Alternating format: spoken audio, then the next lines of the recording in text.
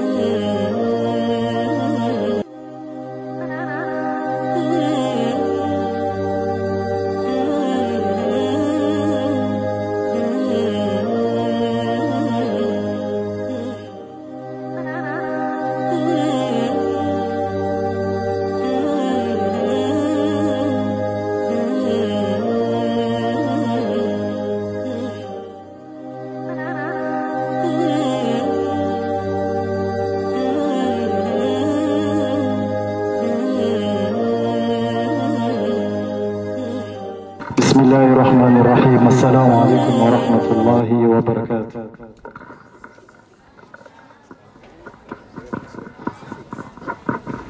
Ashkuriwe Allah jalla jalaluhu, Allah ambaye ameweza kutukusanya sote mahali hapa, Allah ambaye ametujalia tuwe miongoni mwa wanaotafuta radhi zake bila kuchoka. Sala na salam zimwendee mbora wa viumbe, naye si mwingine ni mtume wetu Muhammad sallallahu alayhi wasallam, yeye na alihi na sahabazi na waislamu wote watakaomfuata hadi siku ya malipo. Allah anijalie mimi nanyi tuwe miongoni mwao. Amesema mtume Muhammad sallallahu alayhi wasallam, mimi na yule ambaye atakayemshughulikia yatima, mimi na yule ambaye atajikita kunako kumsaidia yatima, tutakuwa sambamba kama vidole viwili huko peponi siku ya kiyama. Nimuombe Allah jalla jalaluhu, namna alivyotukusanya sote hapa na ndugu zetu mayatima kwenye kituo hichi cha Ndava, atukusanye hivyo hivyo sambamba na kipenzi chetu mtume Muhammad sallallahu alaihi wasallam huko peponi siku ya kiyama. Naam, kama ilivyo desturi na ni jambo la kupendeza, haiwezi ikaanza harakati ya khairi kama hii isipokuwa imetanguliza maneno ya Mwenyezi Mungu. Niombe ndugu zangu kwa dakika moja ama sekunde nichukue mwalimu wangu aweze kutufungulia kikao hiki kwa maneno matukufu ya Mwenyezi Mungu ili tuweze kuendelea insha Allah. A'udhu billahi minash shaitanir rajim. Kalla bal la tukrimuna al-yatim ولا تحاضون على طعام المسكين وتأكلون التراث أكلا لما وتحبون المال حبا جما كلا إذا دكت الأرض دكا دكا وجاء ربك والملك صفا صفا وجيء يومئذ بجهنم يومئذ يتذكر الإنسان وأنى له الذكرى يقول يا ليتني قدمت لحياتي فيومئذ لا يعذب عذابه أحد ولا يوثق وثاقه أحد يا أيتها النفس المطمئنة ارجعي إلى ربك راضية مرضية فادخلي في عبادي وادخلي جنتي صدق الله العظيم. Allah azidi kuhifadhi kaka yangu kama unavyohifadhi maneno yake. Naam.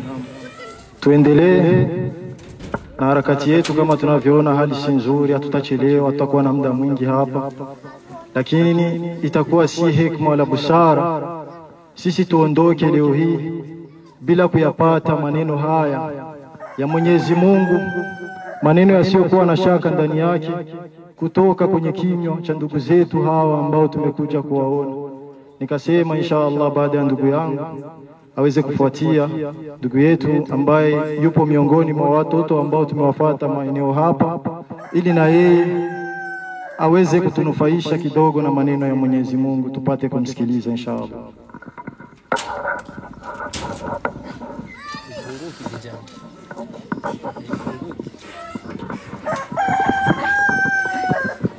أعوذ بالله من الشيطان الرجيم. بسم الله الرحمن الرحيم. والشمس وضحاها والقمر إذا تلاها والنهار إذا جلاها والليل إذا يغشاها والسماء وما بناها والأرض وما طحاها ونفس وما سواها فألهمها فجورها وتقواها قد أفلح من زكاها وقد خاب من دساها كذبت ثمود بتغواها إذ انبعث أشقاها فقال لهم رسول الله ناقة الله وسقياها فكذبوه فعقروها فدمدم عليهم ربهم بذنبهم فسواها ولا يخاف عقباها.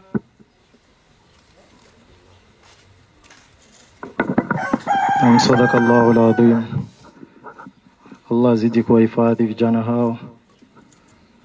Ndugu zangu, tukiwa tunaendelea, ningeliomba nisiongei mengi sababu hali inaonekana, lakini namshukuru Allah kuona umeweza kuitika kwanza wito huu adhimu. tulikuiteni na mkatuitika. Hili halingeweza kukamilika pasina kuwa nanyi.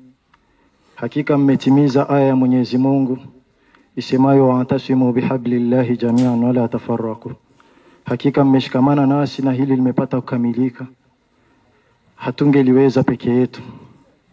Allah kulipeni kila la kheri nyote ambao mmeacha kazi zenu na yote ambayo mmeacha kwa ajili ya hili kitu kiweze kupita salama, na mkatupa mwanga ili jambo hili liweze kukamilika. Hakika hali ya nchi, hali yenyewe kama mnavyoona ya hali ya hewa pia si nzuri, lakini watu mmejisumbua, mmetoka mlipo na michango mmetoa kulingana na hali ilivyokuwa ngumu. Lakini kama anavyosema Allah jalla jalalu, alladhina yunfiquna fi sarra'i wad-dharra'i, hakika Allah anapenda watu wenye kujitolea kwenye nyakati zote, na hakika mmelikamilisha hilo kwa huruma wake Mwenyezi Mungu na ameweza kuwafikisha.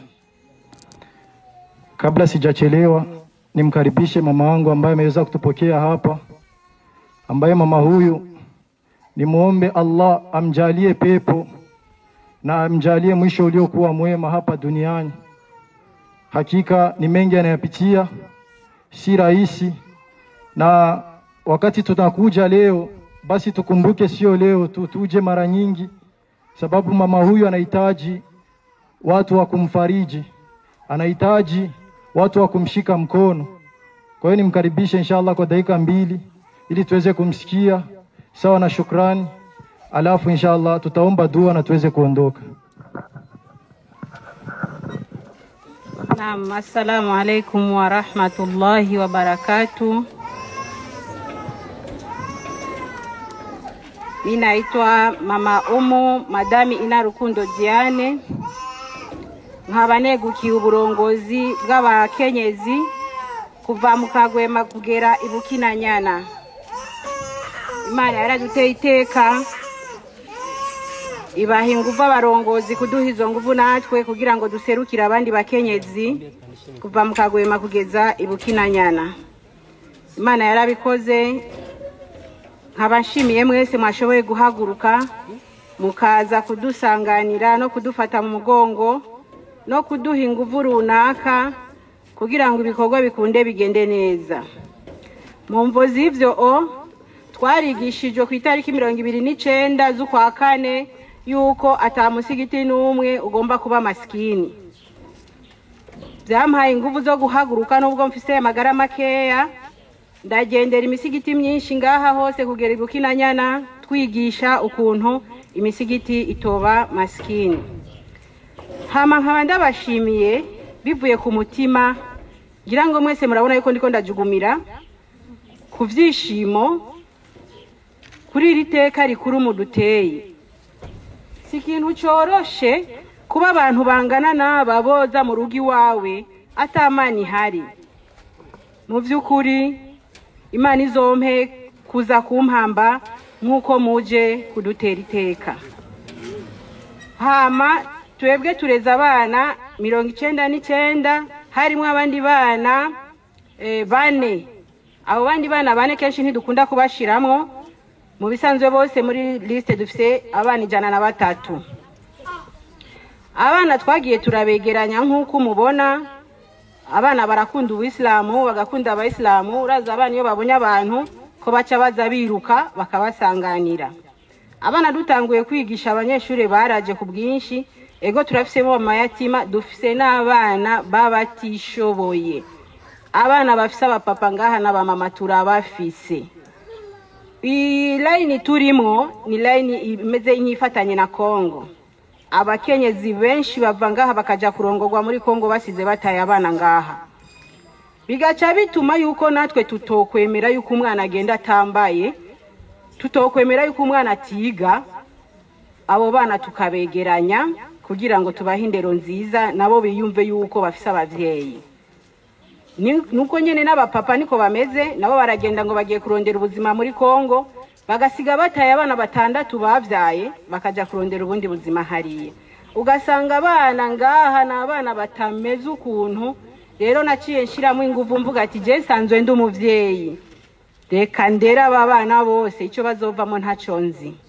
Imana iradufasha, turafisemo abana 56 biga mu mashuri ya leta, dufise n'uwo mu w'icenda rimwe. Tukaba twaragerageje kurungika abana 5 bize mu Imuyinga, Igitega, ubu bagiye nimba ari hehe hamwe bagira amasudire sinzi ukuntu nahibo. Rero turagerageza kurondera muri aba bana bacu yuko tworonka abayimamu bejo. Imana yaradushoboje, ngira ngo umwe muri bo mwamwumvise n'ubwo agifise akanenge ni rwa rurimi nyene rwaho turi, ariko ubundi baragerageza. Mu bisanzwe rero imibereho y'aba bana bacu tubaye nabo baba mu miryango y'abiwabo, ariko turiko turabubakira.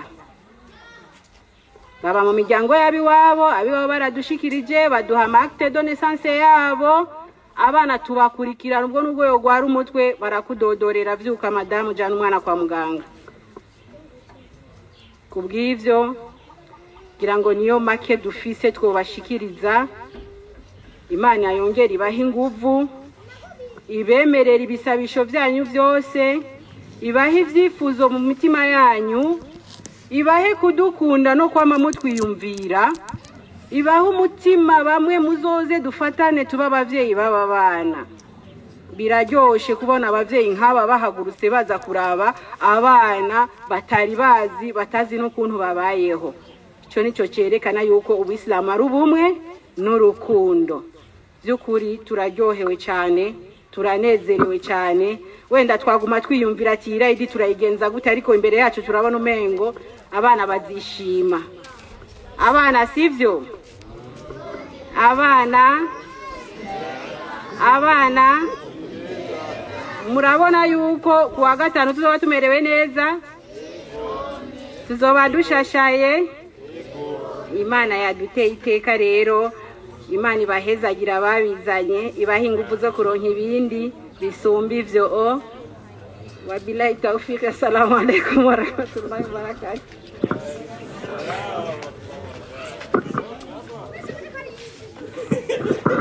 Wa alaikum assalam wa rahmatullahi wa barakatuh.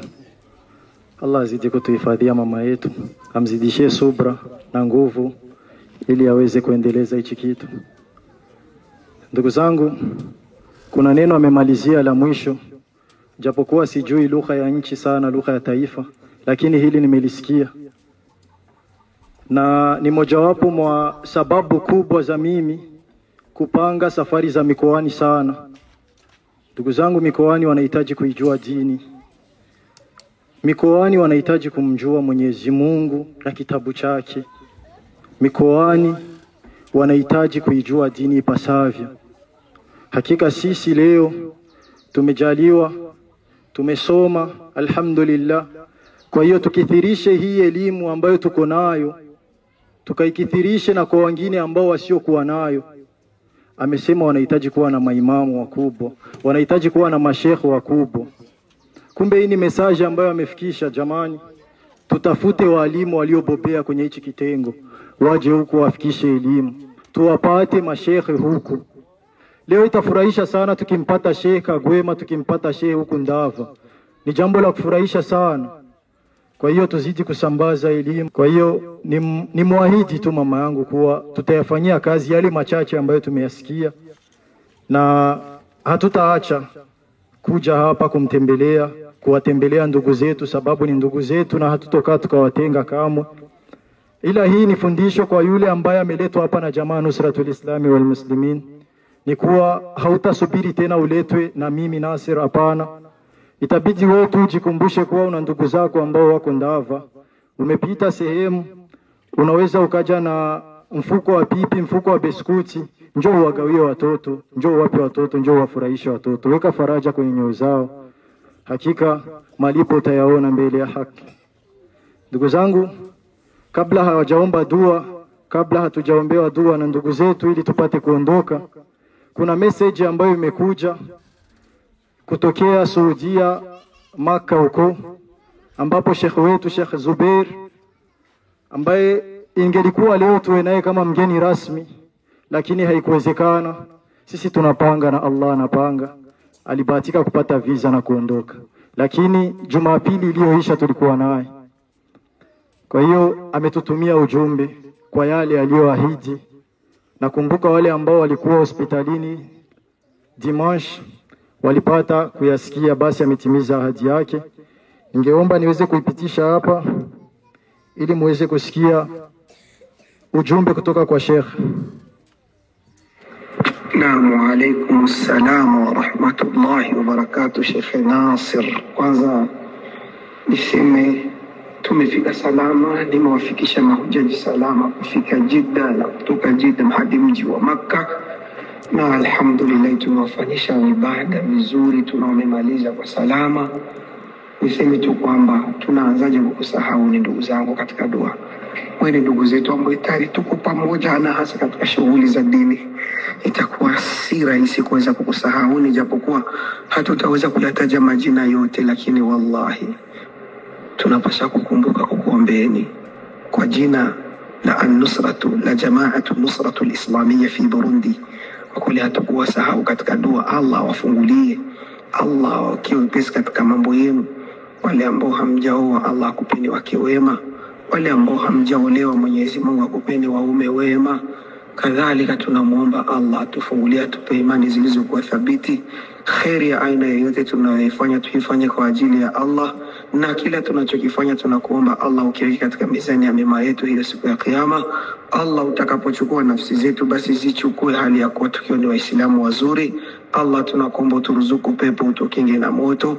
Wassalamu alaikum wa rahmatullahi wa barakatuh.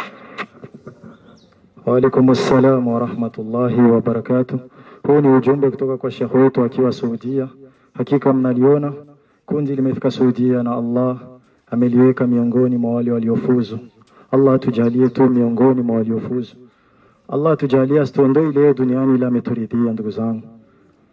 Na nichukue fursa hii kuomba ndugu zetu ambao ni mayatima tumekuja kuwaona leo, waweze kutuombea dua ili tuweze kwenda na rehema zao inshallah. Na tunaomba mmoja miongoni mwao inshallah aweze kuja hapa mbele.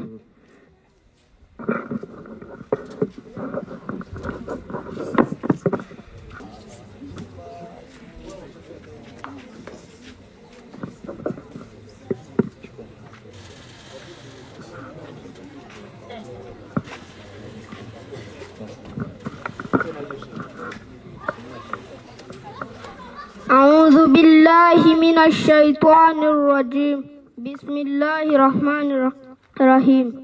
اللهم ربنا آتنا في الدنيا حسنة وفي الآخرة حسنة وقنا عذاب النار. اللهم إنك عفو كريم حليم تحب العفو فاعف عنا. اللهم إنك عفو كريم حليم تحب العفو فاعف عنا. اللهم ربنا آتنا في الدنيا حسنة وفي الآخرة حسنة وقنا عذاب النار.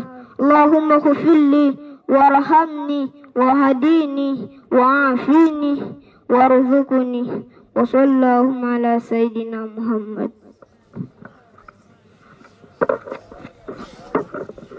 Amin ya Rabbi, amin. Allah azidi kuwakuza kwa huruma wake, awajalie ndugu zetu. Wallahi nakuombeni ndugu zangu, nakusii na kukuomba.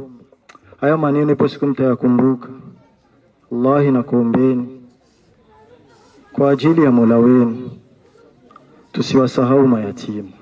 Kwa yoyote yale ambayo tutayafanya hapa duniani ili tuweze kufanikiwa, tusiwasahau mayatima.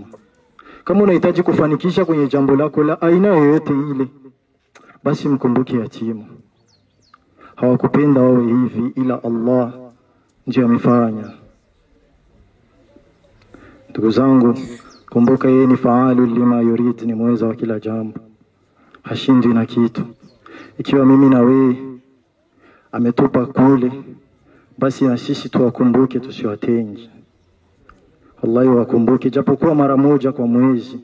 Inahuzunisha sana kuona hawa tunawakumbuka mwezi wa Ramadhani. Inahuzunisha sana, ni jambo la kusikitisha. Mwezi wa Ramadhani hapa tutapishana hapa, zitakuja gari zitashonana hapa, lakini miezi mingine hatuwakumbuki. Tukumbuke pia na ndani ya miezi 11 wana shida, wana shida zisizokuwa za kawaida. Kwa hiyo tuwakumbuke. Ndugu zangu, huu ni usia wangu. Allah tujalie tu ni wenye kuwakumbuka mara zote. Rabbana atina fid dunya hasan wa fil akhirati hasan wa qina adhaban nar. Subhana rabbika rabbil izzati amma yasifun wa salamun alal mursalin walhamdulillahi rabbil alamin.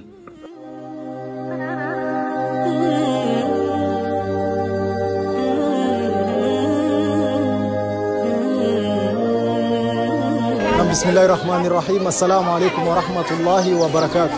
Kama mnavyoona tumeweza kuwasili kwenye kituo cha Ndava hapa mkoa wa Bubanza. Ndugu zangu, kama mnavyoona, hakika ni jambo la kupendeza, wana khairati tumewasili. Hakika mnawaona watu wengi wapo hapa, ni jamaa Nusratul Islami wal Muslimin. Kwa mara nyingine tena tumeweza kuwasili hapa.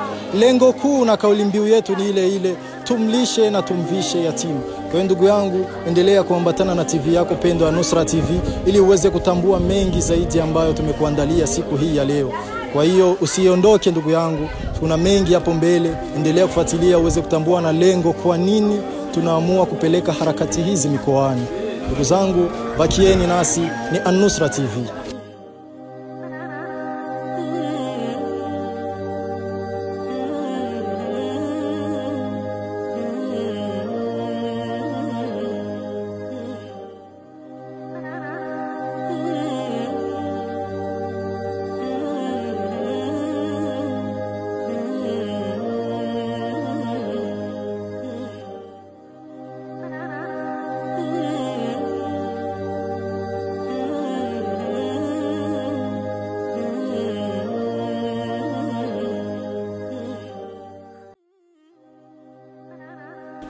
Bismillahirrahmanirrahim. Assalamu alaikum wa rahmatullahi wa barakatuh. Ndugu zangu katika imani, hapa tumewasili kwenye kituo kikuu cha Kagwema baada ya kutokea kwenye kituo cha Ndava. Alhamdulillah tumewasili salama. Kama mnavyoona, wanaharakati bado wanazidi kuaminika kwa lengo la kukamilisha kauli mbiu yetu ya tumlishe na tumvishe yatima. Hakika ndugu zangu, kama mnavyoona, hawa ndugu zetu ambao wamehakikisha jamaa Nusratul Islami wal Muslimin inapata kukamilisha jambo lao kwa huruma wake Mwenyezi Mungu. Hakika ndugu zetu wamejitolea kwa hali na mali. Allah azidi kuwalipa khairi wote ambao wamejitolea ili jambo letu liweze kukamilika na kupita kwa usalama kama mnavyoona. Ndugu zangu, endelea kufuatilia TV yako pendwa ya Kiislamu An-Nusra TV upate kuyaona mengi zaidi hapa yatakayojiri hapa kwenye kituo hiki cha Kagwema mpaka pale ambapo tutakapomaliza kwenye kituo cha Kiange. Kwa hiyo ndugu yangu, usiondoke, baki na sisi uweze kuyajua mengi na upate kuyaona yale ambayo jamaa Nusratul Islam wal Muslimin wamekuandalia.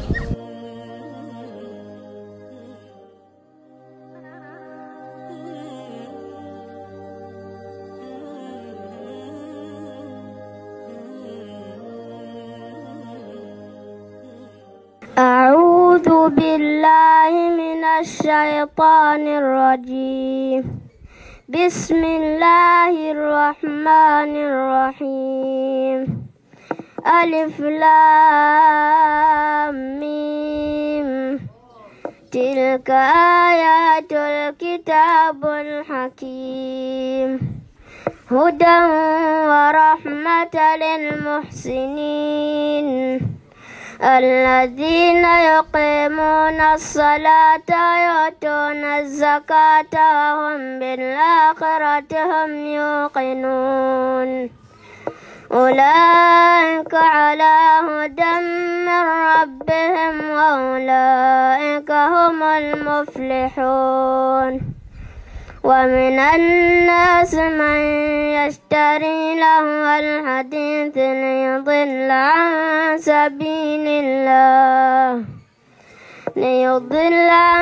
سبيل الله بغير علم ويتخذها هزوا.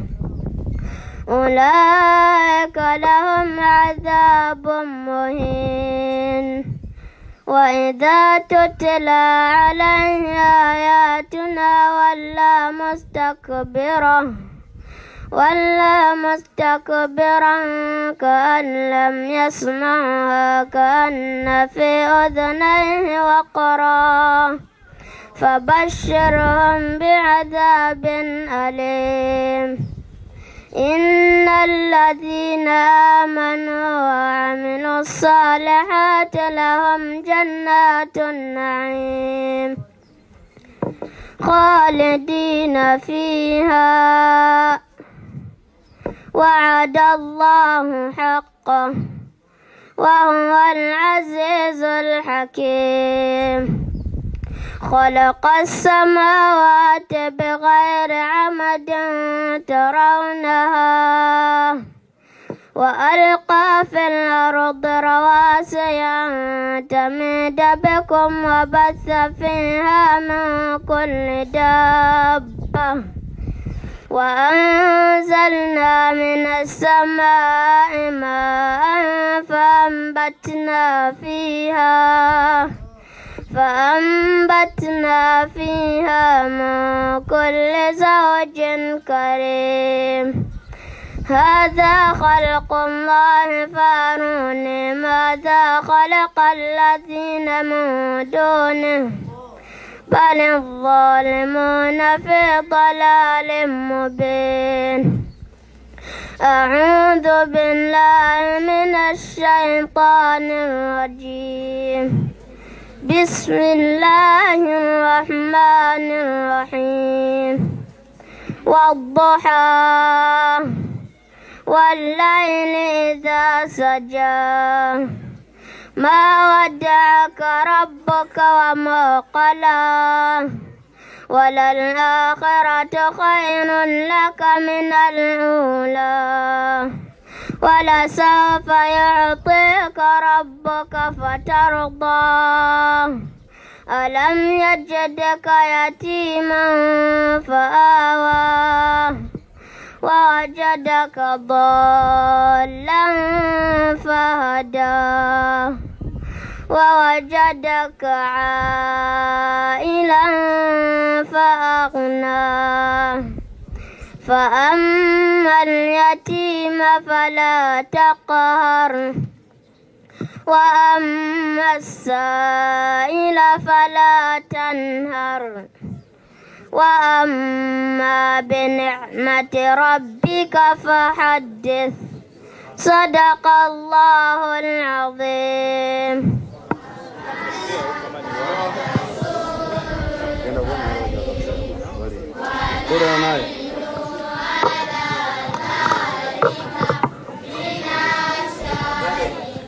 Naam.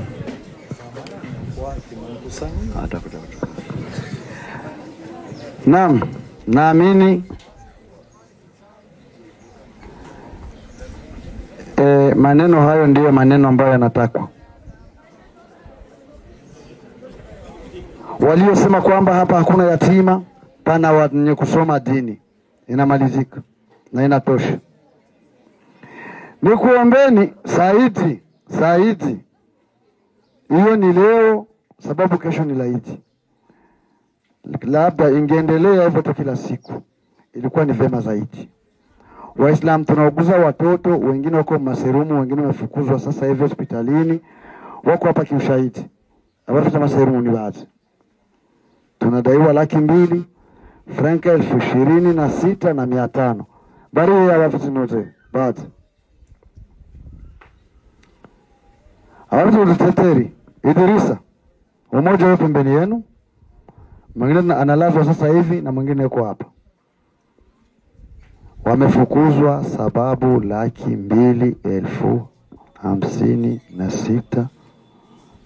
256,500. Unaona nini? Waislamu, sitosema mengi leo sababu mmezoea kusema nasemaga na jinyamazia.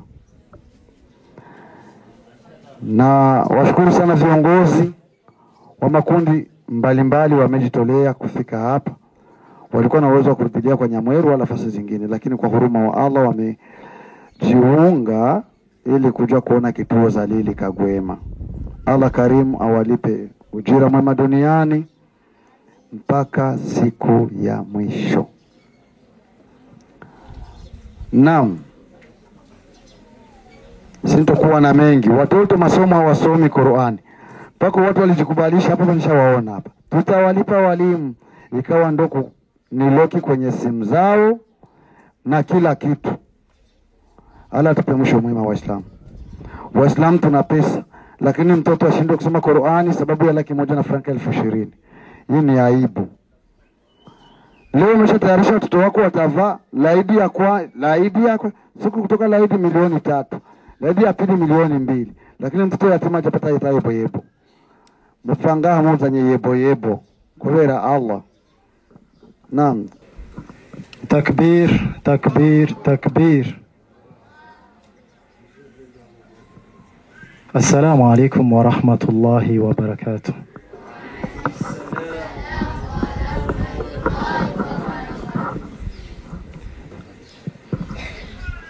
Baada ya kumshukuru Allah jalla jalalu, Allah ambaye ametujalia neema ya Uislamu, Allah ambaye ametujalia mimi nanyi ndugu zangu tuwe miongoni mwa wanaozitafuta radhi zake bila kuchoka, Allah ambaye ametuwezesha mimi na wewe leo kufika kwenye kituo cha Kagwema. Ni wengi amewaacha, ameniona mimi na wewe, lakini huyo Allah amesema ndani ya Qur'an, la in shakartum la azidannakum, nishkuruni takuzidishieni. Ikiwa leo mimi na wewe tumefika hapa, kwanza ni neema yake na ni kwa huruma wake Mwenyezi Mungu, si kwa ujanja wetu. Ndio maana tuanze na tutangulize kuwa tunamshukuru Allah katika kila hatua ambayo tunaipiga, sababu si kwa ujanja wetu sisi. Ni wengi walitamani, haikuwezekana. Ni faalu lima yurid, ametuwezesha kukusanyika hapa. Sala nyingi na salamu zimuende mbora wa viumbe, kipenzi chetu Mtume Muhammad sallallahu alayhi wasallam, yeye na alize na sahabaje na Waislamu wote watakaomfuata hadi siku ya malipo. Allah anijalie mimi nanyi ndugu zangu tuwe miongoni mwa hao inshallah. Hakika nina mengi ningezungumza, na mara nyingi huwa nikifika hapa analijua ndugu yangu Sheikh Ramadhan, sijawahi kuzidi ule mlango nikakosa kutoa chozi. Sijawahi, haijawahi kutokea nizidi ule mlango bila kutoa chozi. Kwa nini huwa nalia? Wallahi thumma wallahi tushukuru Mungu kuona ametujalia neema tuko na wazazi. Ni neema iliyokuwa kubwa sana. Ramadhani alikuwa anatupokelea pale kabla ya jamia hapa. Alikuwa anatupokelea pale. Maeneo ambayo ulikuwa ukiyatizama unasikitika, unasema Allahu Akbar. Ndugu zangu, nichukue kwa maneno mafupi kwa kisa hiki. Allah subhanahu wa ta'ala jalla jalalu alimuuliza siku moja malaikatul maut, alimuuliza, je, wewe malaika huwa unacheka, ulishawahi kucheka au kulia wakati ukiona watoa roho waja wangu? Malaika alimjibu, niliwahi kulia, niliwahi kucheka na niliwahi kupata fedheha, yani aibu, niliwahi kusikia haya wakati nilikuwa natoa roho za waja wako. Akaanza kumuelezea alipoanzia kucheka, ni maeneo gani ambapo alicheka, ni sehemu gani ambapo alicheka pindi anaenda kutoa roho. Malaika alisema, kuna mja wako ambaye alikuwa ameenda kwa fundi ambaye anajulikana kwa jina la cordonnier, fundi wa kushona viatu. Akamwambia, nisaidie hiki kiatu ni kizima, nisaidie unishonee nacho, nitakivaa mwaka mzima. Alafu mwakani nitanunua kipya, lakini hiki nisaidie uweze kukishona, kitanimalizia mwaka huu. Malaika anasema, nilicheka. Kwa sababu gani? Amekadiria kuwa atamaliza mwaka mzima. Tayari ni kama amekadiria yuko na kontra na Mwenyezi Mungu, ni kuwa yeye tayari atamaliza mwaka mzima. Lakini alicheka kwa sababu anaenda kumtoa nafsi yake, ilhali hata kile kiatu ambacho ameenda kushona hato kivaa, hapana kile ambacho atanunua mwakani. Ndugu zangu, tuzingatie, pako mazingatio makubwa. Leo hii tunasema tutaenda kumuona Ramadhani na mayatima kesho. Leo hii tunasema tutaenda mwezi kesho. Leo hii tumepanga tutasaidia ndani ya Ramadhani ambayo ni ya mwakani, mwaka 1447. Haujamaliza haya, lakini bado unakadiria mimi nitaenda kutoa sadaka kesho. Kumbe Allah ameshakadiria wewe ni wakufa leo. Ndugu zangu, khairi ambayo unaweza kuifanya leo ifanye. Usisemi kesho, sababu kesho yako huijui. Kama inawezekana wewe kumsaidia yatima, njoo leo. Kupitia TV zetu na Imani Viona Mbali watafikisha habari hii mbali. Tuwakumbuke mayatima. Tusisemi tutawakumbuka kesho. Tusisemi tutakuja ndani ya Ramadhani. Kuna miezi ambayo ni 11 wana matatizo. Lakini sikia, Malakul Mauti anaendelea. Anamwambia Mwenyezi Mungu, hakika mimi nililia kipindi nilipoenda kumtoa mja wako nafsi yake. Kipindi gani? Niliingia kwenye pango moja ambalo lilikuwa na kiza kingi ndani yake. Kwenye hili pango alikuwepo mama akimnyonyesha mtoto wake ambaye ni mchanga sana, mtoto mdogo sana, alikuwa akimnyonyesha ndani humo. Alilia kwa sababu anaenda kuchukua nafsi ya mama huyu, akimwacha yule mtoto ni yatima, akimwacha yule mtoto hana mzazi, ndani ya lile pango, ndani ya lile giza. Alilia sana. Malakul Mauti anamwambia Allah. Ndugu zangu, hapa pako mafunzo pia. Vipi mimi na wewe ambao leo tuko na wazazi, ambao leo tuko na neema ya kumuona mama na baba, ila tunawaringia, hatuwapi haki zao, hatuwatendei haki zao. Leo unamuona mzazi, unamuona kama takataka.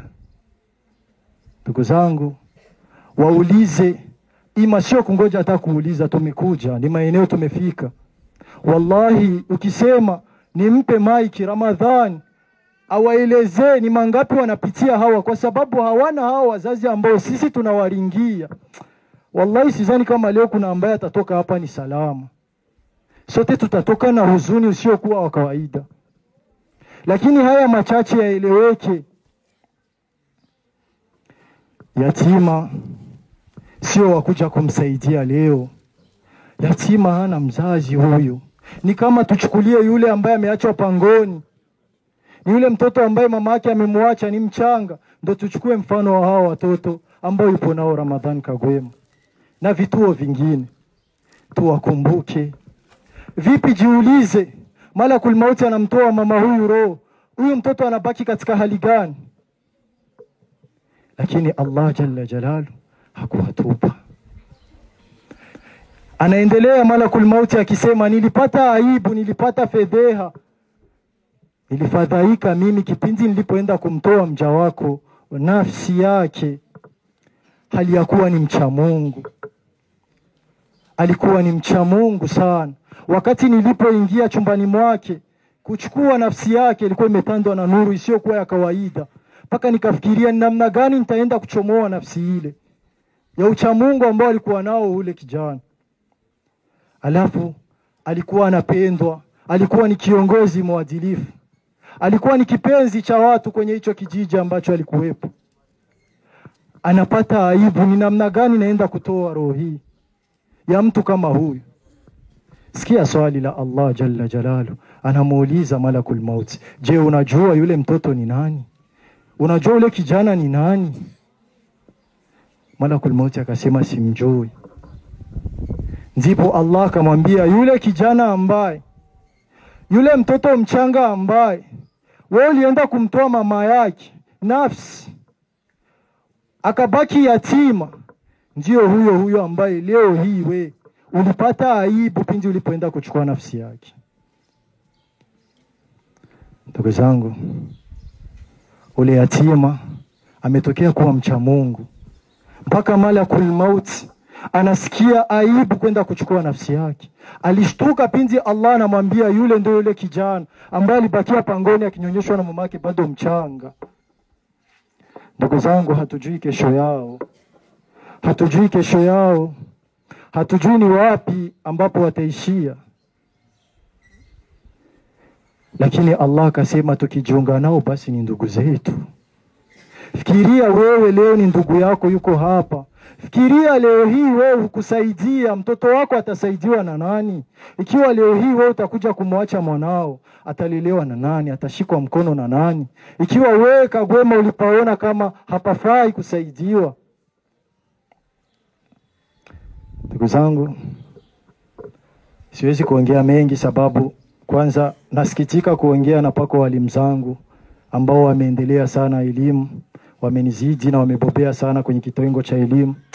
Lakini mimi nisikuficheni, huwa nakwazika sana na huzunika sana kipindi ninapokanyaga mahali hapa. Namuonea huzuni, namsikitikia sana yule ambaye anakanyaga sehemu hapa alafu ashikwe na huzuni ndani ya moyo wake. Hajengi imani yake. Huwa namsikitikia sana. Ndugu zangu, kila mtu anaijua nafsi yake. Tujifikirie mimi na wewe siku malakul mauti atatutembelea. Atakuja kwa nyuso gani kati ya hizi tatu? Tujifikirie mimi na wewe saa ngapi atatujia, alafu atakuja na muonekano gani?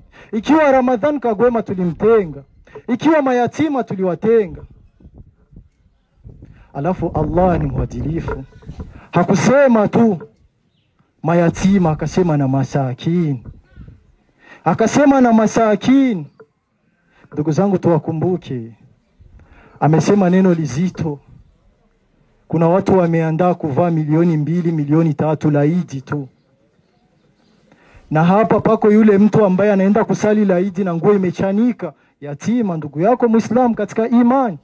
Hivyo unahisi utasalimika kweli? Ndugu zangu, Allah tujalie tuwe miongoni mwa wanaosikia kauli na kuzifuata. Kama nilivyosema, mimi sio mhadhiri, mimi sio sheikh, mimi bado mwanafunzi natafuta elimu, lakini Allah amenijalia na liongoza kundi kama mnavyoliona, Jamaa Nusratul Islam wal Muslimin. Namshukuru Allah kwa takriban miaka 2 ametujalia na ametuchagua tuwe miongoni mwa wanaotafuta radhi zake.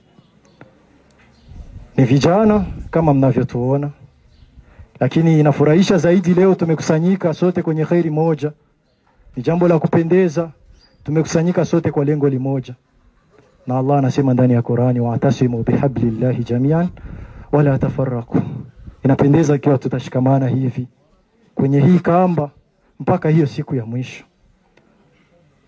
Ramadhani, ndugu yangu, nikuombe popote ulipo uweze kusogea kwa dakika chache insha Allah, ili tuweze kusikia kwa dakika 5 yale ambayo wanapitia. Sababu kuna moja tayari amelisema kuwa kuna wagonjwa na bado wanadaiwa.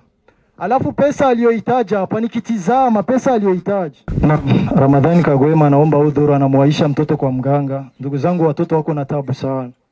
Kama mnavyoona kila mara ni kuwaisha tu kwa mganga na bado wanadaiwa. Lakini viongozi waliotutangulia wapo hapa, watatujuza mengi zaidi ambayo yanaendelea, sababu ameridhia kuwa atazungumza kwa niaba yake. Lakini kabla sijatoa maiki, wallahi amesema pesa ambayo haifiki 300,000 ndio pesa amezungumza hapa Ramadhani, nimeisikia. Kwa deni ambalo anadaiwa kwa mganga. Mimi namjua mzee wa kazi pale hajamaliza. Shida hapa ni nyingi. Mzee wa kazi anayoyapitia hapa ni makubwa. Ndio maana nilisema akianza kusema leo tutalala hapa, hatutatoka. Sababu ni mengi. Hatuwezi hata tukayamaliza ukikaa unayasikia, ni mengi na makubwa. Lakini nikitizama nyuso ambazo tumekusanyika hapa, kwa huruma wake Mwenyezi Mungu, ndugu zangu, wallahi thumma wallahi, hizi 300,000 ni pesa ndogo sana. Kwa hiyo leo tusiondoki hapa ila hii 300,000 tumeiweka.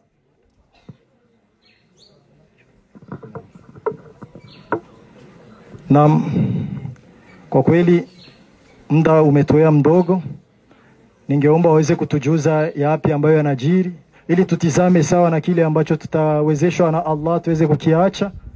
Nimkaribishe kiongozi azungumze kwa niaba dakika 5 tuweze kutuelezea, sababu sisi tuko na harakati nyingine ambazo tunaendelea, hatutakaa sana kwa kweli. Tutaomba radhi kwa hilo, lakini kwa dakika 5 tu inshallah kiongozi. Assalamu alaykum wa rahmatullahi wa barakatuh. Alhamdulillah alladhi yusabbihu ar-ra'd was-sahabah wal-barq wash-sharabah. ثم الصلاة والسلام على النذير البشير ملتحم شعبه وعلى كاد كعبه وقوم في الأفق الكوكب وبعده. عباد الله، إن رمتم العزة والفلاح وطلبتم النصرة والنجاح وعرضتم الخير والصلاح فعليكم بتقوى الله جل وعلا. أمور أوكتكم بها في المساح والصباح ومتعوا أنفسكم بالغدو والرواح. الحمد لله الذي شرف الأنام بصاحب المكان الأعلى وكمل الصعود بأقرام مولود حوى شرفا وفضله وشرف به والجدود ملأ الوجود بجوده أكله. حملته أمه آمنة فلم تجد أمله ألما ولا ثقله.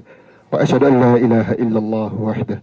وصف نوحا بأنه كان عبدا شكورا ووصف أيوب بأنه كان أوابا صبورا. وجعل النار بردا والسلام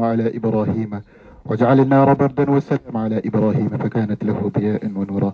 أما بعد، شكرا kamilifu zinamstahiki Allah subhanahu wa ta'ala, Allah ambaye ametukutanisha sisi wote hapa yakiwa ni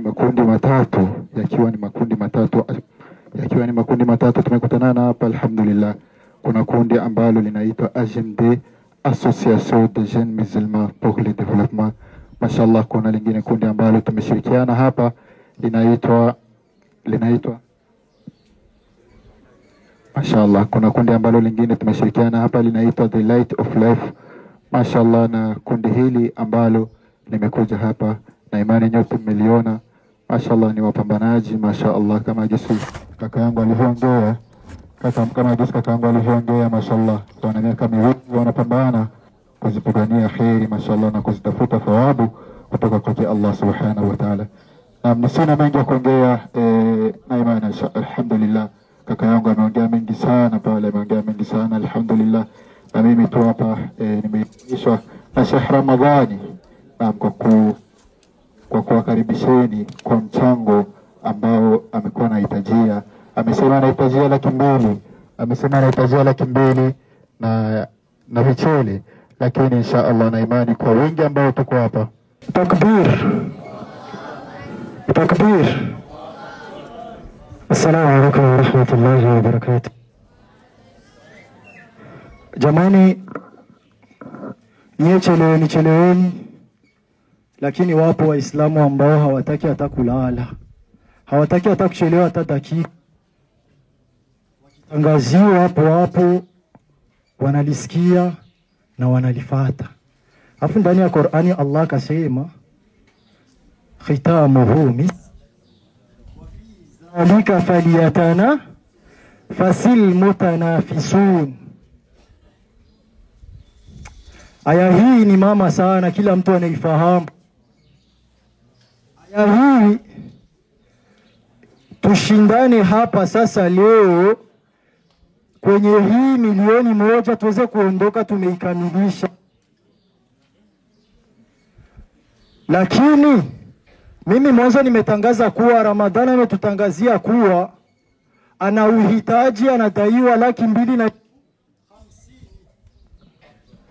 Kwa hiyo kuna ambaye tayari sasa hivi ameshajitolea na hiyo 250,000 imeshatoka njiani.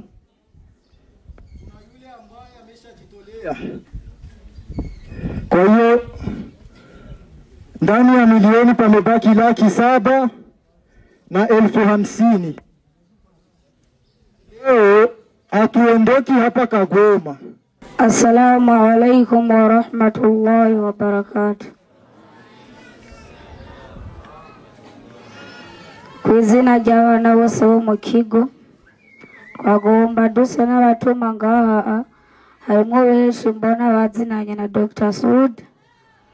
Twagomba tubasabe muze kumushikira mu mutubwirire ko kandi byongeye tuguma tugwara. Yari yaratwemereye yuko inyuma y'amezi 8 yuko azoza araza kudupima mutubarize mbe byahereye murakoze. Assalamu alaikum wa rahmatullahi wa barakatuh. Bismillahir rahmanir rahim.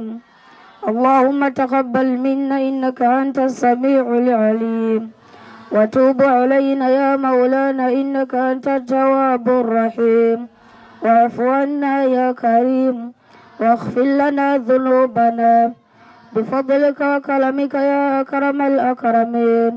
اللهم إياك نعبد ولك نصلي ونسجد وإليك نسعى ونحفد ونخشى عذابك إن عذابك بالكفار ملحق. اللهم اجعل القرآن لنا في الدنيا قليلا وفي قبر نورا وعلى صراط نورا وإلى الجنة رفيقا ومن النار سترا وحجابا برحمتك يا أرحم الراحمين.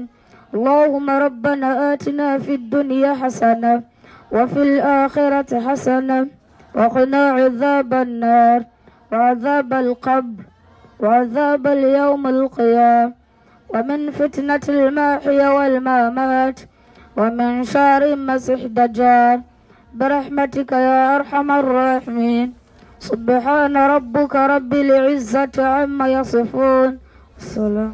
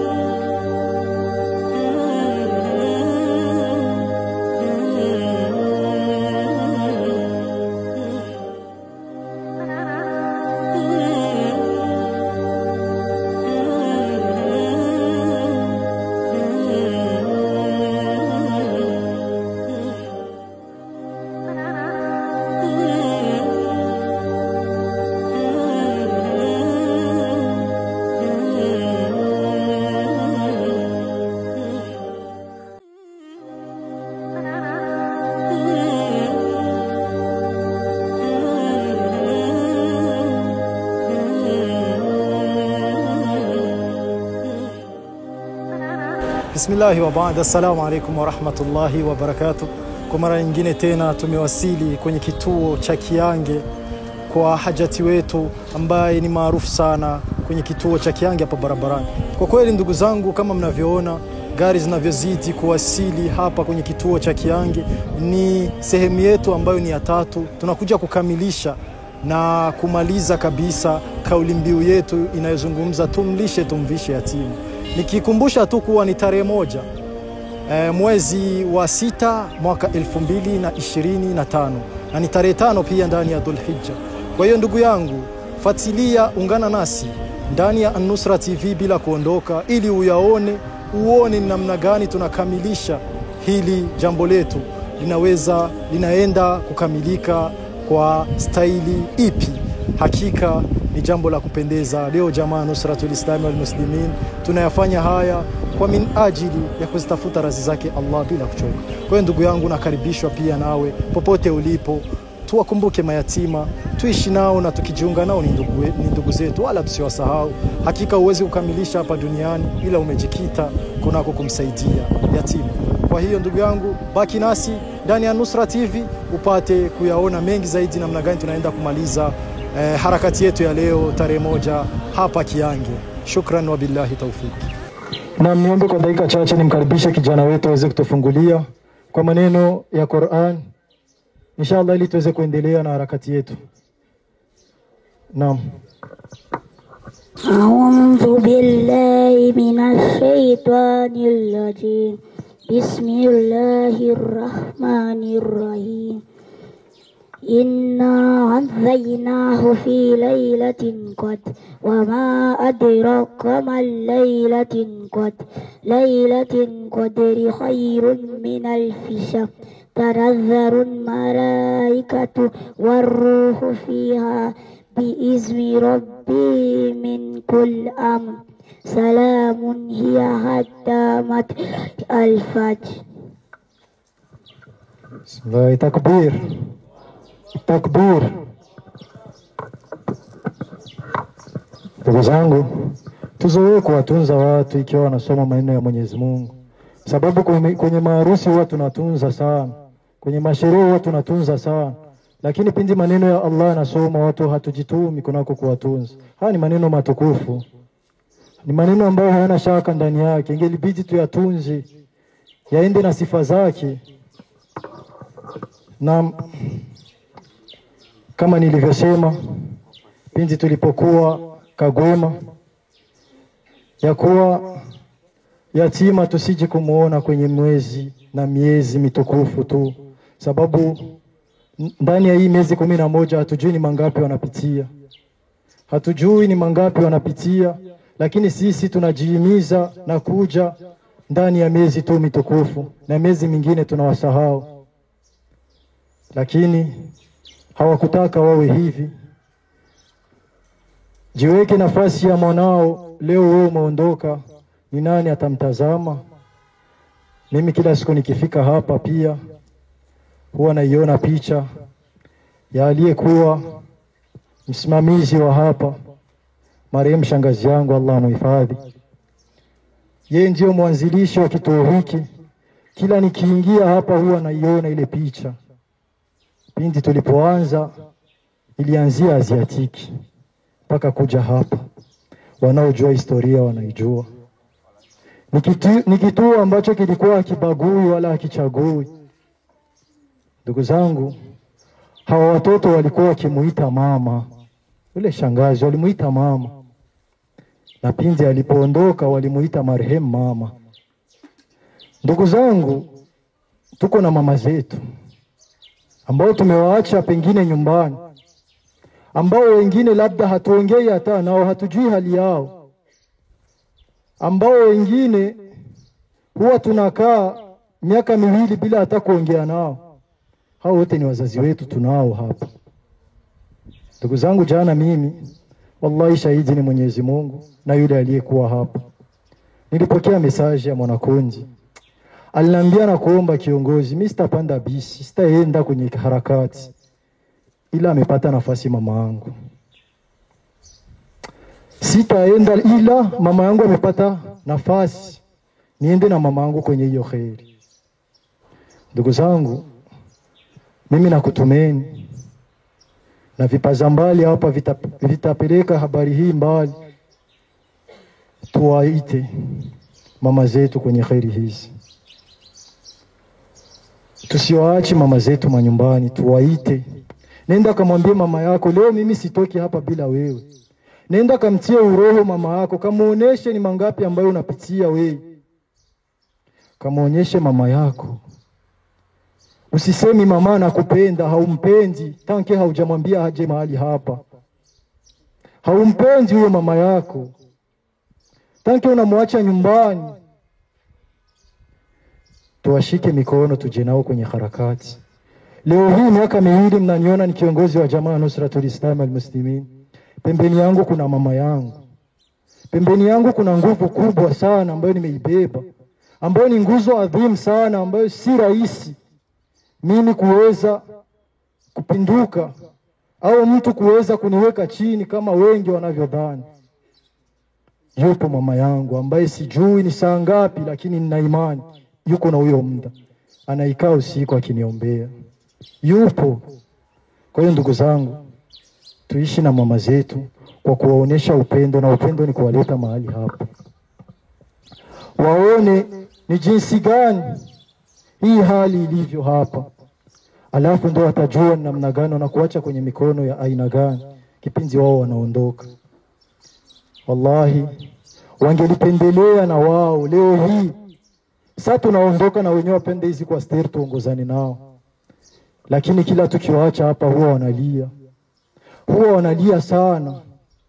Mimi nakumbuka mara ya mwisho hapa naondoka, kuna watoto hapa waliniita baba, ananiita baba, kwa nini mnaondoka? Allahu akbar. Ndugu zangu, tuwapende mama zetu ingali wangali hai, tuwatii na kuwaheshimu na tuwatekelezee haki zao. Ipo siku watakuwa naye, ndio utajua thamani ambayo hawa hawaijui, hawaioni leo hii, wanatamani angelikuwa karibu, ambao walikuwa wanamuita mama, ambaye ni shangazi. yetu sisi. Nimuombe Allah jalla jalaluhu, pamoja na hadithi ya mtume alivyoahidi sallallahu alayhi wasallam, ya kuwa yeye na mwenye kumlea yatima watakuwa sambamba peponi. Basi nimuombe Allah kwa huruma wake aweze kutimiza ahadi hii kwa shangazi yetu, aweze kumfanya shangazi yetu awe ni miongoni mwa majirani wa Mtume Muhammad sallallahu alayhi wasallam. Ndugu zangu, kazi ameifanya yeye, alafu ametuachia amana. Hii ni amana nafikisha kwenu. Hawa watoto ni ndugu zetu sote. Hii ni amana tumeachiwa. Tusiji kwa misimu, tusiji kwenye Ramadhani, tuje kila mara. Pita katika mitikasi yako yote ambayo utapita, lakini wakumbuke. Leo nadhani kuna kitu mmekiona. Nadhani kuna kitu mmekiona kwa Dr. Sudi. Ndugu yetu Dr. Sudi anagombea ubunge. Lakini kwa nini ameambatana na sisi? Amesikia. Ni jana usiku ndio nimempa hiyo information. Alisikia kwenda kumsaidia yatima. Anajua malipo, anajua fadhila zilizopo ndani yake. Aliacha mambo yake yote, najua na mambo mengi, lakini alikuja kushikamana nasi na kusaidia mayatima. Ndugu zangu, tusiwatengi, na tukijiunga nao ni ndugu zetu. Haya ni maneno ya Allah. Ndugu zangu, sina mengi ya kuongea sababu muda sio rafiki. Kuna kitu ambacho kimezoeleka kufanyika hapa na hatuwezi kuondoka hatujakifanya. Ni kwa kuwa muda ulikuwa mdogo, tulipendelea hichi kitu kingefanyika hata kwenye orfelina zote ambazo tumepitia leo, lakini haikuwezekana. Sawa na muda, sawa na hali ya hewa haikuturuhusu. Ni kuwa huwa kuna maswali ambayo tunaandaa kwa ajili waulizwe, maswali takriban 10, ni machache tu, waweze kuulizwa ndugu zetu hapa mayatima, na wakati wanapojibu kuna pesa ambazo huwa tunawapa ya kuwafariji ndugu zetu hao. Maswali haya yameandaliwa na yapo tayari. Nimkaribishe tu ndugu yangu aweze kuanza na maswali ili tupate kuyajibu. Na si mbaya na wewe ambaye uko nje ya hawa kujibu ikiwa yeye ameshindwa, lakini pesa hii haikuhusu wewe, inawahusu wao. Naam.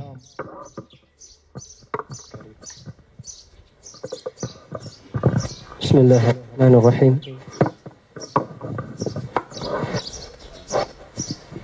Kanuni iko hivi, napandisha mkono na ambaye yuko sure na jibu atajibu, sawa inshallah. Maswali ni mepesi sana kwa sote, niseme kwa sote, lakini mmesikia wanakundi tunajibu baada ya kuwa ndugu zetu wameshindwa, sawa? Tunaelimishana. Na swali la kwanza linasema, bismillah, ni nani aliyemlea Mtume Muhammad sallallahu alaihi wasallama baada ya kufiwa na wazazi wake? Ni nani aliyemlea Mtume Muhammad sallallahu alaihi wasallama baada ya kufiwa na wazazi wake? Dada wa kwanza amepandisha ni huyo hapa. Assalamu alaikum wa rahmatullahi wa barakatuh.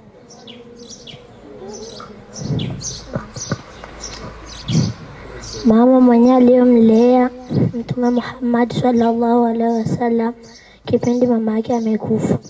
Amina.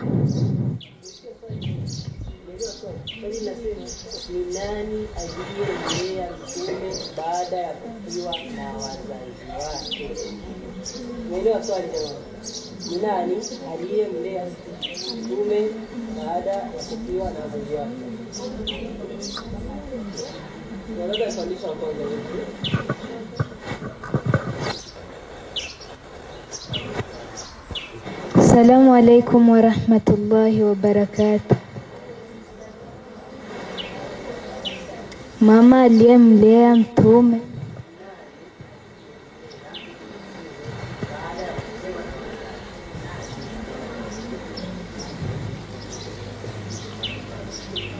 Abu Talib.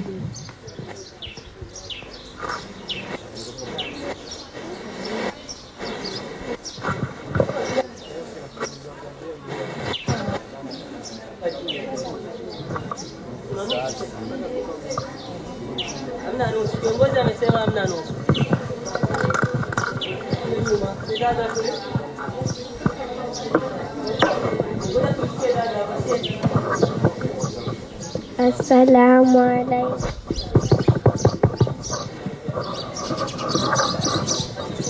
Assalamu alaikum warahmatullahi wabarakatuh. Abu Talib. Mwingine ambaye anataka kujibu kwa mwisho inshallah.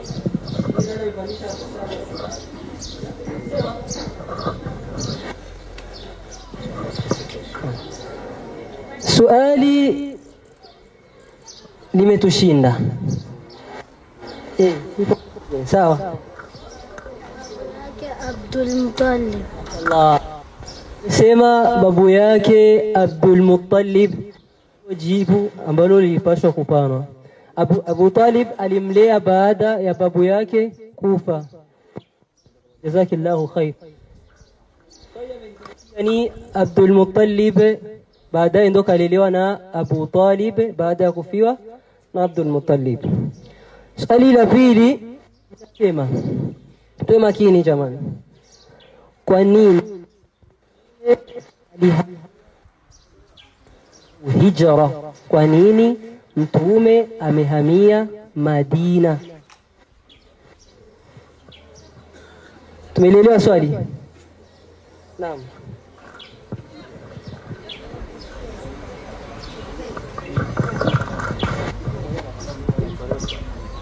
Assalamu alaikum warahmatullahi wabarakatuh. Kwa sababu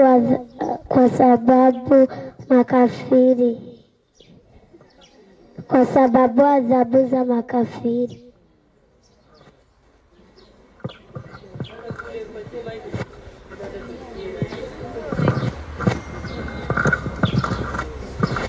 Assalamu alaikum warahmatullahi wabarakatuh.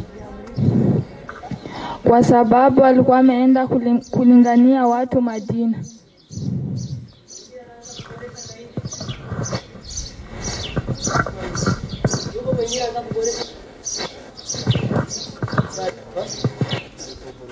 Assalamu alaikum warahmatullahi wabarakatuh. Kunako kuwalingania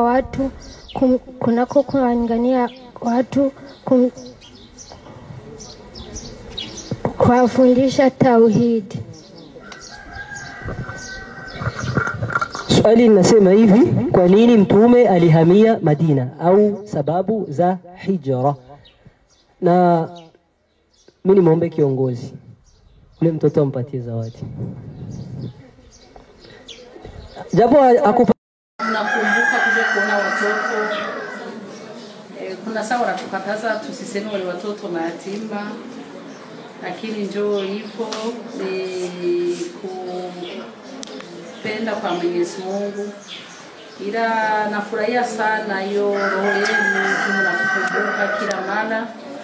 Mwenyezi Mungu awahifadhi, Mwenyezi Mungu ikundi yenu ainue sana. Wenyewe mnataka kufikisha project zenu siendelee kabisa. Muwe na umoja, muwe na upendo. Na Mwenyezi Mungu awe pamoja na nyinyi kwa kila jambo lenye mnatenda. Sina zaidi ya kusema, nashukuru tu. Nashukuru tena, nashukuru sana kweli.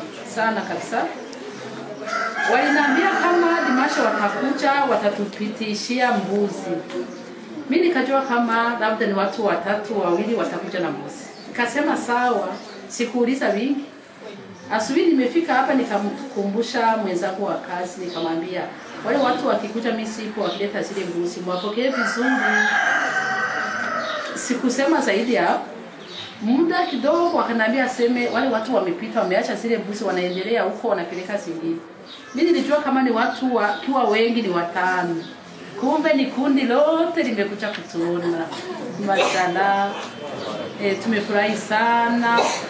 Hata kama labda mapokezi leo tumechelewa juu ya hiyo Tena leo tulipata watu wengine papo, mama alishonesha watoto manguo ya kusali laiti, alipita pakaja na wengine wakanyosha wakawaletea vinywaji na mabiswi, pakapita tena na wengine wanawaletea chakula. Basi tu sikukuwa nategemea kama mtakuja wengi hivi. Sasa mlifika, nitasikia furaha mingi sana. Hata kama hatukuwa tulijiandaa sawa sawa, tunaomba tena samahani kwa hilo. Sasa musikie kama na sisi tunawapenda na tunawafurahia sana kwa jinsi mnatukumbuka. Muzidi kuwa na hiyo roho ya imani. Mwenyezi Mungu azidi kuwapatia subira na kukumbuka watoto mayatima. Benye mnatenda vyote Mwenyezi Mungu ndio atawalipa. Sina zaidi ya kusema. Asalamu alaykum wa rahmatullahi wa barakatuh.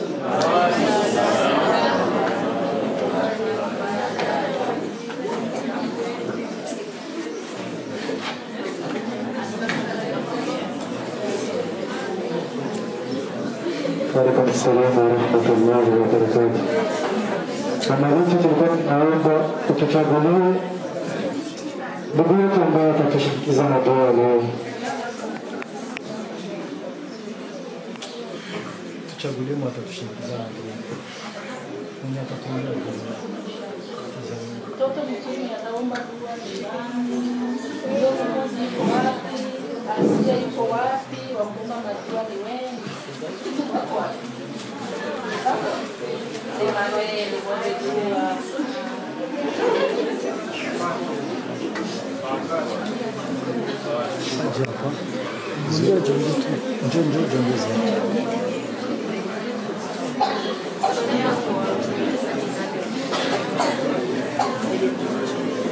Jamani,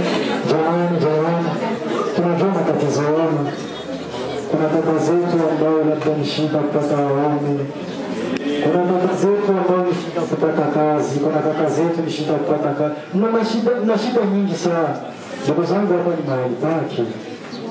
Wallahi na watu wazao, sizioni sio dua ya ukiolela tu.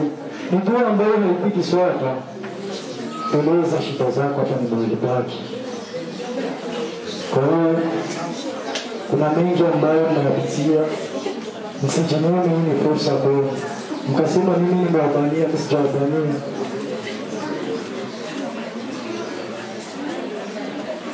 اللهم تقبل صلاة اللهم تقبل صداقا اللهم تقبل دعاءنا برحمتك يا أرحم الراحمين. اللهم إنا نسألك إيمانا مستقيما وفضلا دائما ونذر الرحمة وعقلا كاملا وعلما نافعا وقلبا منورا وتوفيق الإحسان وصبرا جميلا وأجرا عظيما ولسانا ذاكرا وبدنا صابرا ورزقا واسعا وسعيا مشكورا وذنبا مغفورا وعملا مقبورا ودعاء مستجاب ولقاء نصيبا وجنة فردوس ونعيما مقيم برحمتك يا أرحم الراحمين. اللهم اقسم لنا من خشيتك ما تقول به بيننا وبين معصيتك ومن طاعتك ما تبلغنا به جنتك ومن اليقين ما تهون به علينا مصائب الدنيا ومتعنا اللهم بأسماعنا وأبصارنا وقوتنا ما أحييتنا برحمتك يا أرحم الراحمين. اللهم أعز الإسلام والمسلمين وأذل الشرك والمشركين وأذل الكفر والكافرين وأذل النفاق والمنافقون ودمر أعداءك أعداء الدين. اللهم هذا جهدنا فرد عنا. اللهم ولي أمورنا خيرا ولا تولي أمورنا شرارا واشف بقدرتك أمراضنا وارحم برحمتك أمواتنا برحمتك يا أرحم الراحمين. ربنا آتنا في الدنيا حسنة وفي الآخرة حسنة وقنا عذاب النار برحمتك يا أرحم الراحمين. وصلى الله على سيدنا محمد صلى الله عليه وسلم. Na bismillahirrahmanirrahim. Assalamu alaykum wa rahmatullahi wa barakatuh. Kama mnavyoona ndugu zangu, nipo na ndugu zangu hapa, na hapa tayari imefikia tamati, tunamaliza harakati yetu ya tumlishe na tumvishe yatima. Nipo na ndugu zangu hapa. Hapa ni kituo cha Kiange, tukiwa tunaaga na kumaliza harakati yetu. Alhamdulillah, Allah azidi kutuhifadhia ndugu zetu. Ndugu zangu kokote mliko, popote ambapo ujumbe huu utawafikia, tusiwasahau hawa tukijiunga nao ni ndugu zetu. Fanya yako yote hapa duniani, lakini kumbuka kuwa mafanikio yako na kila ambacho utakifanya, usimsahau kamwe yatima. Hakika yatima ni mtu ambaye sio wa kusahaulika kwenye jamii, hususan jamii yetu ya Kiislamu. Tuzidi kuwasaidia, tuzidi kuwakumbuka, tuzidi kuwatembelea sana tena sana, na ndio tutazidi kujenga imani kwenye mioyo yetu na katika vifua vyetu. Ndugu zangu, tuzidi kuzileta faraja kwenye nyoyo za mayatima hawa, yasiishie hapa. Nitoe shukrani zangu za dhati kwa wote ambao wametuitika toka Ndava, Kagwema hadi hapa Kiange. Ni jamaa Nusratul Islam wal Muslimin ndani ya TV yako pendwa ya Nusra TV. Allah walipe kheri wote ambao wamejitolea ili harakati yetu iweze kupita salama. Allah azidi kukulipeni. Hakika ni mengi tutazidi kuyafanya, na mengi makubwa tunataraji kuyafanya ndani ya kundi letu. Hakika ndugu zangu, msichoke na msipumbazike na hii dunia. Dunia ni mapito. Hakika kheri zote ambazo sisi tunazihitaji na sisi ambazo kheri ambazo tunataka ni kutizama ndugu zetu hawa, tusiwatenge. Hakika mayatima hawa wana shida na wanahitaji mahitaji yenu, hususan mayatima ambao wako mikoani. Zangu, kuitwa yatima si neno rahisi, si jina rahisi, lakini Allah amepanga kama ilivyo jina lake. Yeye ni faalu lima yurid. Hakika yeye akiamua jambo analifanya kwa muda anaotaka na kwa sana anayoitaka, hashindwi na kitu. Kwa hiyo ndugu zangu, tuwatembelee, tuzidi kuwatembelea sana na sana. Leo ilikuwa ni jamaa Nusratul Islam wal Muslimin. Kwa hiyo kesho iwe ni wewe, kesho iwe ni mwingine. Njoo pamoja tuwastiri ndugu zetu. Hakika ukumbuke Mtume Muhammad sallallahu alaihi wasallam anasema, man satara musliman satarahu yawm al-qiyama. Mwenye kumstiri yatima basi Allah pia atamstiri. Mwenye kumstiri ndugu yake Muislamu basi Allah pia atamstiri siku ya kiyama. Kwa ndugu zangu, tushikamane, tushirikiane katika kamba yake Allah, tuzitafute khairi zake. Shukrani wa billahi tawfik. Ni TV yako pendwa Nusra TV, zidi kufuatiliana nasi, zidi kuangazana nao. Hakika ni watu ambao wanajitolea katika khairi hizi. Tunashukuru sana. Wa billahi tawfik. Assalamu alaykum wa rahmatullahi wa barakatuh.